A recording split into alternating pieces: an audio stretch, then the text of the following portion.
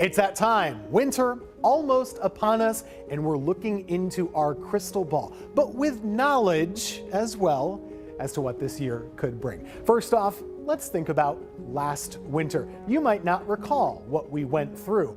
There were a couple things that stood out from last winter. Number one, we finally broke our snowfall drought. It was more than 1,000 days, and we only got about 5 inches spaced out over a couple of events, but hey, it was something. We also had our coolest winter in a couple of years. It was more than a degree cooler than average. We were also a little drier than average. So let's get to talking about this year, and it always tends to start by looking at the ocean. Ocean temperatures near the equator in the Pacific Ocean are really important. They can influence the weather pattern all around the globe, including right here in the Carolinas. When this is cooler than average water near the equator, we call it a La Nina. We were in one last winter. It looks like we're in one again for this winter. Now, it's a weaker La Nina than you can have sometimes, which means the effects of it are a little bit more muted and can give us more muddy results than in a stronger La Nina.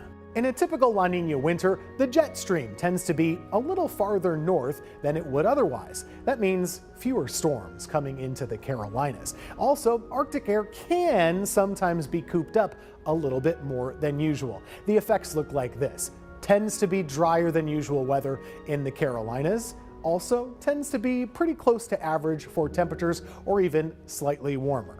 In weak La Nina winters, there tends to be some pattern. And in this case, December tends to start off with a bit of a bang. I'm talking about colder and a little bit more stormy than usual, which sometimes mean you can get December snowfall. As we go throughout the winter, though, the effects tend to wane down, and by February, things tend to be a little bit milder and a little bit drier. It's always difficult to kind of see a snowfall trend with a lot of our climate patterns in the Carolinas because we get it so infrequently. If we look at weak La Nina winters throughout our history, well, last year was one. We got about 5 inches, but others, half were above average, the other half below average.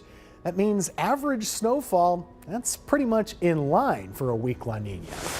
It's not just La Nina we look at to make a winter forecast. There are other factors at play. One of them is snowfall, way on the other side of the globe up here in Russia. Siberian snowfall, when it's above average, like it is right now, that can mean more cold air available to cross the poles and go into the United States at times. Also, something we always have to consider is climate change. In a warmer climate, it's harder to get that cold air more frequently. And we have seen a trend in the last couple of decades of winter warming right here in the Piedmont. These all go into our forecast.